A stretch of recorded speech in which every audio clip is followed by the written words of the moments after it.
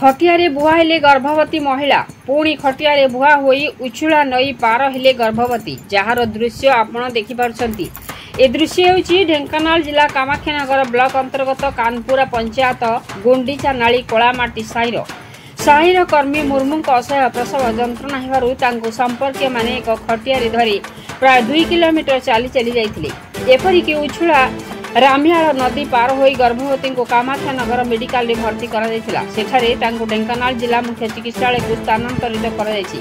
तेबे कर्मी मुर्मूंकर एहा हेउछि द्वितीय गर्भ। पूर्वरु तांकर एक 4 वर्षर शिशुपुत्र रहिछि। प्रहलाद मोदिल का रिपोर्ट मसिया न्यूज। आपण मसिया न्यूज यूट्यूब चैनल को सब्सक्राइब कलेनि कि जदि करि नाहंती एबे करि नियंतु।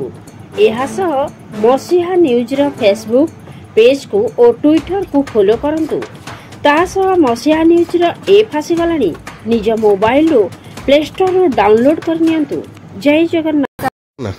सिद्धिलाल हासदा गुंडीचा नाली हमको आम सेपटे तो रास्ता नहीं भल भी नहीं गाड़ी फाड़ी जी आसवा भी बहुत हैरान होची मैं जीवासवा करिपारना।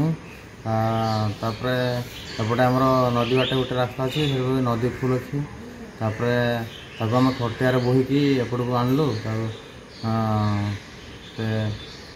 आम आसलु 12 जन 12 जन रु दी गड़ माने धरले तापर आणलु खटियार टेकिकी आणलु। तापर खटियारू आम टेकिकी माने नई पार करके गाड़ी पाखु आणलु।